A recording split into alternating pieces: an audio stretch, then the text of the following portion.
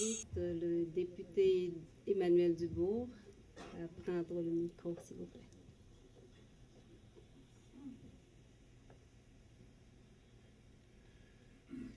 Wow. Monsieur Casimir, consul, je devrais dire secrétaire d'État aux Affaires extérieures aujourd'hui, puisqu'il a déjà pris ses fonctions. Je veux aussi saluer la chargée d'affaires à l'ambassade du Canada, l'ambassade d'Haïti au Canada. Merci. Je veux aussi saluer la vice-consul qui est ici. J'ai aussi un collègue de l'Assemblée nationale, M. Benoît Charette, aussi qui est ici. Je veux le saluer. Et distingués invités, mesdames, messieurs, c'est à mon tour, effectivement, de rendre hommage à M. Pierre-Richard Casimir. Je pense que Mme Benos l'a dit tout à l'heure, on a parlé de beaucoup de bien de M. Casimir, et surtout le travail qu'il a fait ici à titre de consul général, et parmi lesquels, c'est qu'on sait bien qu'il a rapproché le consulat de la diaspora.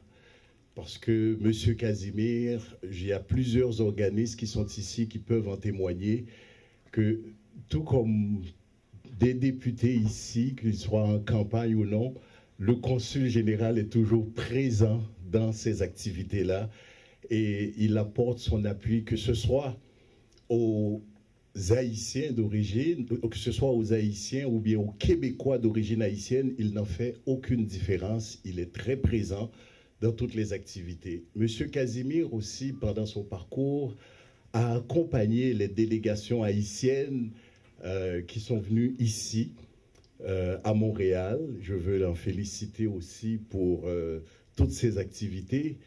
Mais ce soir, je veux surtout témoigner des liens que M. Casimir a tissés, des liens étroits qu'il a tissés avec mon gouvernement, et ce depuis le tout début.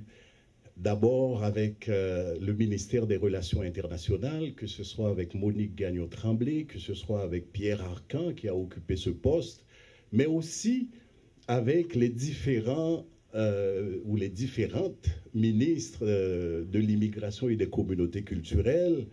Je parle de Lise Thériault, je parle de Yolande James, je parle aussi de Kathleen Veil, récemment nommée à cette fonction-là, et toutes ces personnes-là ont des échanges privilégiés avec, à l'époque, le consul général d'Haïti, mais aussi avec le premier ministre du Québec, qui, je me rappelle bien que Pierre-Richard Casimir disait que le soir du 12 janvier, qu'il a appelé personnellement pour lui présenter ses condoléances. Donc c'est pour vous dire que M. Casimir est très présent, et que ce soit avec nous, il y a des amis d'un peu partout, mais c'est aussi un diplomate, en ce sens qu'il a toujours fait attention pour ne pas s'ingérer dans les politiques du pays d'accueil. Et je veux le saluer en ce sens.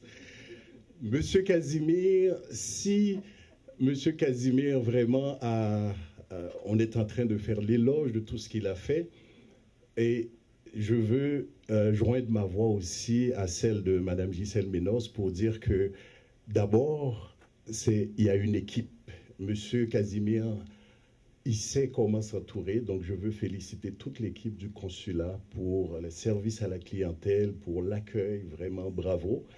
Et sans oublier, et sans oublier aussi sa tendre épouse là, qui est ici, que je veux saluer aussi. Bravo, parce que c'est important. On est souvent parti, on est souvent à l'extérieur, donc c'est important qu'on sent cet appui-là, et je veux vous en féliciter. Et pour moi, personnellement, je peux dire que M. Casimir a été plus qu'un collaborateur. Je peux même dire un ami. On s'est connus ici à Montréal depuis que je suis en politique. On a beaucoup échangé, et ça s'est culminé par, le soir du 12 janvier, qu'on est resté en contact pendant tout le temps. Et je pense que avec le consul ainsi que les conseillers municipaux, Franz Benjamin, Monica Ricourt et les organismes communautaires, je peux dire qu'aujourd'hui, nous avons pu appuyer ou apporter quand même un certain réconfort à la communauté haïtienne. On sait que les attentes étaient extrêmement élevées, mais on a toujours été présent. Il a été présent, vraiment présent sur le terrain. Et un tas de démarches aussi ont été entreprises par M. Casimir, ne serait-ce son contact avec le ministre de la Santé, M. Bolduc, pour lui demander des médicaments évalués à près de 700 000 $. Tout ça, c'est l'œuvre de Pierre-Richard Casimir pour venir en aide en Haïti.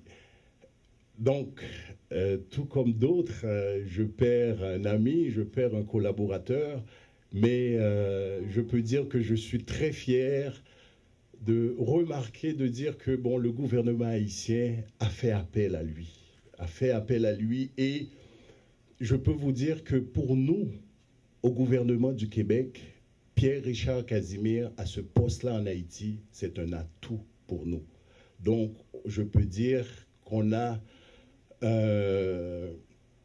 quelqu'un de premier ordre qui va être sur les lieux là-bas. Et de plus, M. Casimir connaît les valeurs québécoises, il connaît les politiques, par exemple, du gouvernement du Québec, où est-ce qu'on met l'économie de l'avant. Or, on a beaucoup entendu parler ces derniers temps combien est-ce que Haïti veut emboîter ce pas-là. Donc, je pense que c'est aussi un atout pour Haïti, mais c'est aussi un atout pour nous, parce que ici, avec plus de 100 000 Haïtiens, j'en connais pas beaucoup dans ce gouvernement-là d'Haïti qui connaissent aussi bien Haïti. Donc, avec Pierre-Richard Casimir, il va nous accompagner au gouvernement du Québec, il va accompagner les Québécois d'origine haïtienne et le Québec pour faire en sorte que cette reconstruction-là vraiment soit palpable.